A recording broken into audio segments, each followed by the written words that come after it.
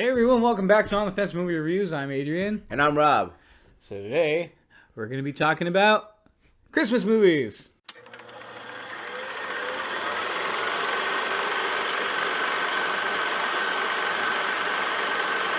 It's beginning to look a lot like Christmas.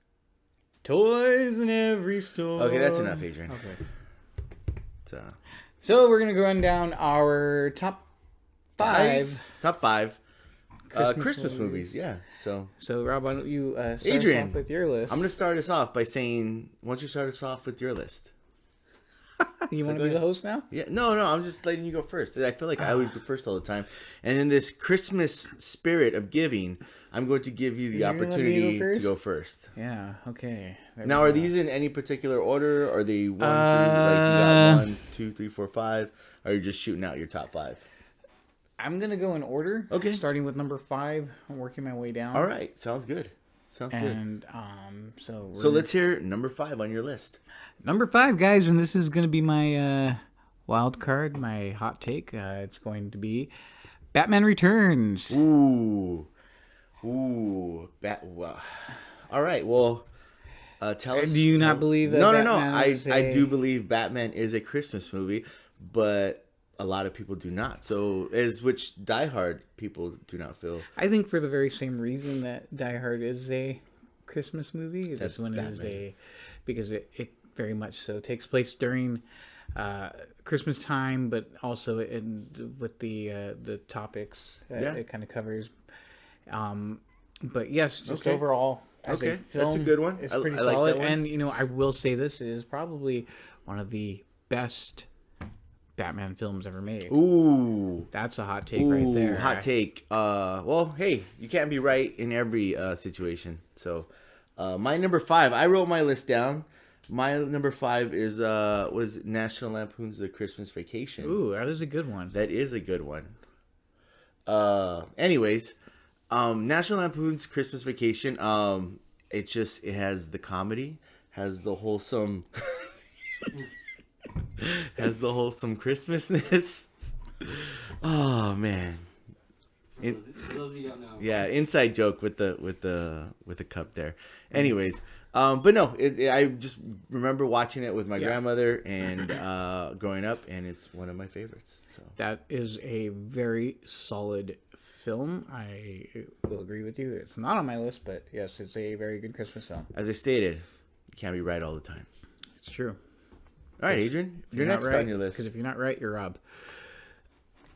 Anyway, That number wasn't funny 4 at all. on my list, I'm gonna say A Christmas Carol with Alistair Sim, which came out back in, I want to say 1951, something around there. It's a You're going way back. British production. It is my our time. Yes, it is my favorite version of A Christmas Carol. I really love that story. Okay.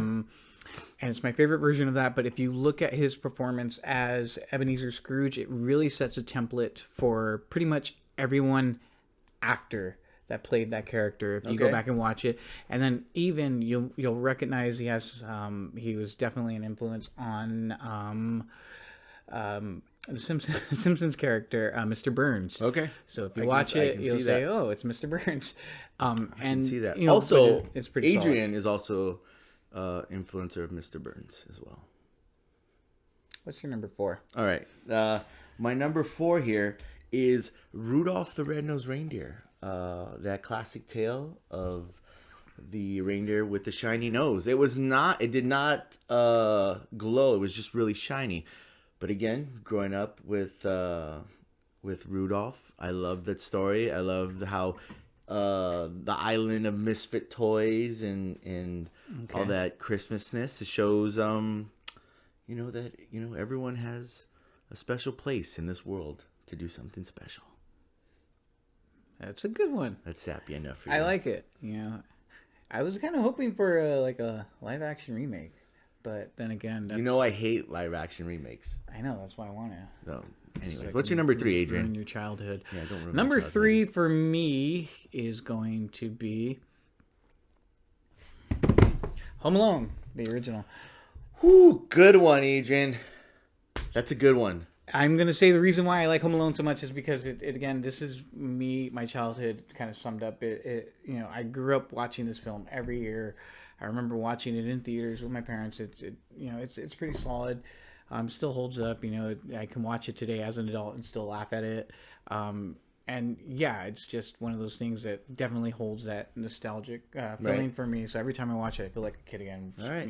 Very enjoyable. Totally understand, Adrian, because my number 3 is Muppets Christmas Carol. Whoa. So, yes, my favorite version of A Christmas Carol involves the Muppets. Why? Because even to this day, I will watch anything with the Muppets. Kermit, Gonzo, Miss Piggy. I love them all. So, and just the songs, I remember one particular song, the Marley and Marley song. Marley and Marley. Yes.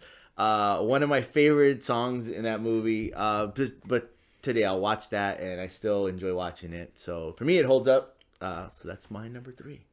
Okay, that's a good one right there. My number 2 is going to be, you shoot your eye out, kid. A Christmas Story. Again, another Christmas film that I grew up watching with my family every year. As I get older and I watch it, I can relate to it even more. Because it is about a character that is reminiscing about his childhood during Christmas time, and that's what's so great about it is because it captures like that childhood, like wanting for whatever the latest product or item is. Mm-hmm. And you do whatever dumb little thing you can to try to get it, and trying to convince your parents, and so it's very relatable. And it's full of great one-liners. I feel like that movie in particular you relate to more as an adult, like looking back at it and realizing. Yeah, and again, that's one of the reasons why too, is because I can watch it now and I think about it, and I watched it very recently, and it was just like I just was laughing, and then even seeing myself in the position as the dad, right, where he's just getting frustrated with all the little things with the dogs eating the turkey and just kind of dealing with the heater and the whole lamp situation. Right. it's just the lamp's classic. But it's just a great film that you can relate to as a child, but then as an adult as well, and it really holds up. So that's my number 2 on the Christmas list. All right. Well, Adrian, my number 2 is the original Home Alone. For pretty much all the reasons you said. I mean, you can watch it today and it still holds up. It holds its value as a Christmas movie, as also, you would say a comedy too.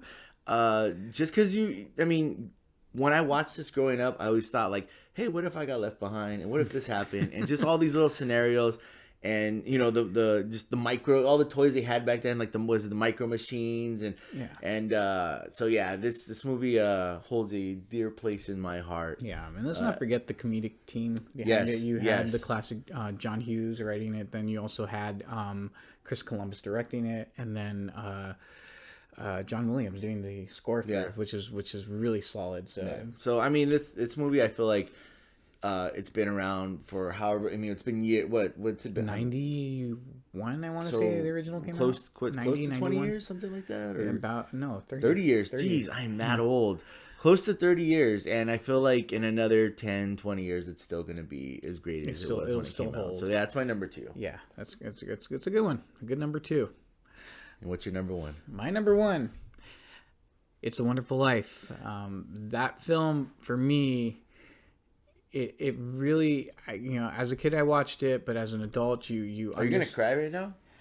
It gets to me, man. That one always gets to me because again, as you grow up to be an adult, you kind of go through life and things get hard and all of that. But it has a very, very great message, and it's a timeless message about the impact of one person that they can make by doing good and helping others, right? And how that can change everyone around you. And my favorite part at the very end is when he gets the book from Clarence and it just says no man is a failure who has friends, and that is just a really powerful message, and especially at Christmas time. So that one really holds up for me, and that's why that one is my number 1. All right, that's probably the number 1 of all number 1s, probably. I would say. What's yours? My number one is not It's a Wonderful Life. Okay. It almost made the list. What and made the list? when I thought about my number one, I just kind of, this one and Home Alone, flip back and forth. Okay. And I don't know if you're going to agree with me. You might not. Danny might not. probably We won't. might all have to fight after this. But I'm going to say my number one is The Santa Claus with Tim Allen. Yes. Really? Yes. Okay. Yes, I grew up. I know this movie isn't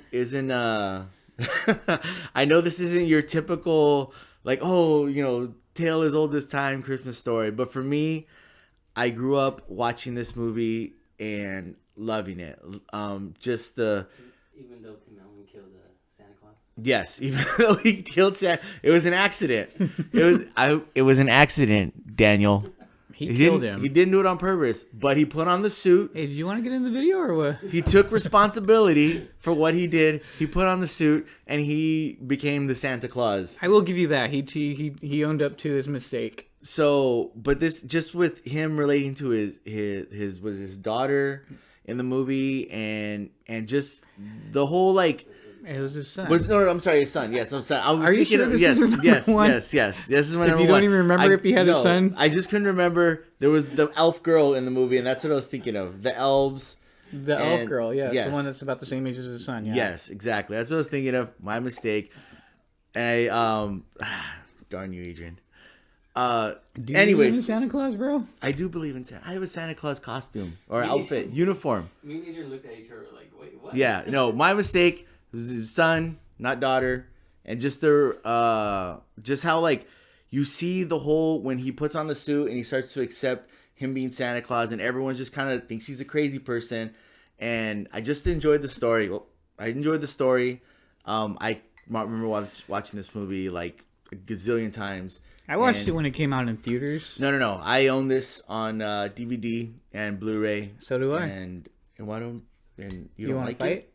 No, I do like it. I'm just surprised that you'd put it number one. I mean, I might put it maybe in the honorable mention section, Oh, but jeez, no, Adrian, no. They- Well, that's why I said you probably won't like it. But I didn't say I didn't like it. It was more. I had an Hey, attachment to each to his this own. movie. You Yeah, have an to each his attachment own. to it. So that is my number one, That was your number one. and I will fight you, Adrian, and I will slam you through this table. Merry Christmas to me. And to all, a good night. Well, that's our top 5 Christmas films. If you agree with Rob or I, or if you have a different Well, why'd list. you say it like that? Like because I put the Santa Claus as number one, like you said it sarcastically. Whatever. Anyway, guys, if you agree with us or disagree with us, or what is your top 5 Christmas films of all time, why don't you comment down below and let us know what they are. And don't forget to click like, subscribe, share, and also give us a follow on Instagram at On The Fence Movie Reviews. And remember, we'll catch you on the fence. Ho ho ho!